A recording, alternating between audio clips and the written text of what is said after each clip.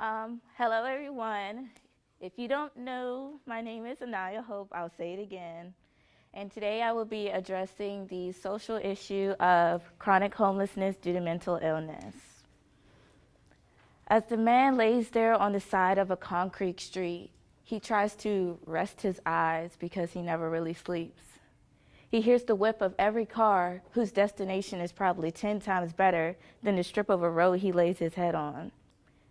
As he lays there, he dreams of a home filled with warmth and food and safety. He dreams on and on before his beautiful dreamland starts to get wiped away by the shake of his arm. 10 more minutes, Mama, says the man. Sir, you need to move from the side of the street. Your presence is causing disruption, says a man with a cool badge. Dang, where you get that badge from? Sir, please just move. But I don't want to, says the man. He begins to put up a fight, which results in his hands being clenched in cuffs. Where we going, Mama? Asks the man. Sir, you're going to spend the night in jail. Well, at least I get a real bed to sleep in tonight. Ain't that right, Mama? In order to mitigate the significant problem of chronic homelessness due to mental illness in the Richmond region, we have an ethical duty to create medical respite care programs to accommodate the specific needs of those who have a mental health issue and are experiencing homelessness. According to the Substance Abuse and Mental Health Service Administration, 20 to 25% of the homeless population in the U.S., they suffer from some form of a severe mental illness. And as a result of their illness and living on the streets, they use substance abuse to cope and self-medicate.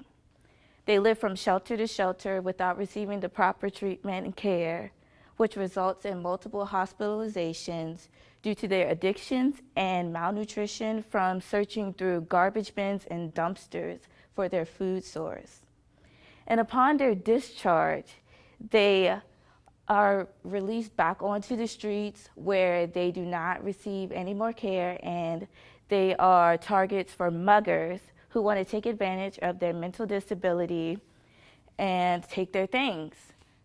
And when they commit a crime out of an act of survival against these dangers, they are jailed, which does absolutely nothing to treat their illness, which is why we have an ethical duty as not only citizens of the U.S., but as members of the Richmond community to accommodate these needs that these people are suffering from.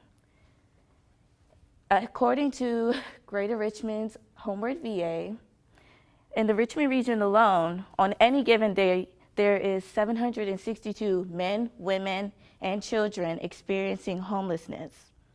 But we don't need any statistic to tell us that there are homeless people in Richmond. Raise your hand if you have ever seen a homeless person on the VC-U campus.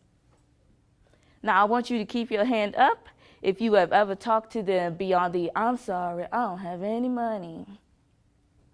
Well, for those of you who kept your hands up, that's good. Y'all are on the right path to making a change to these people's life. For those of you who put your hand down, it's time to show a little bit more compassion. But if doing what is right by these people isn't really enough motivation to spark a change, think about the cost expenses of them being homeless.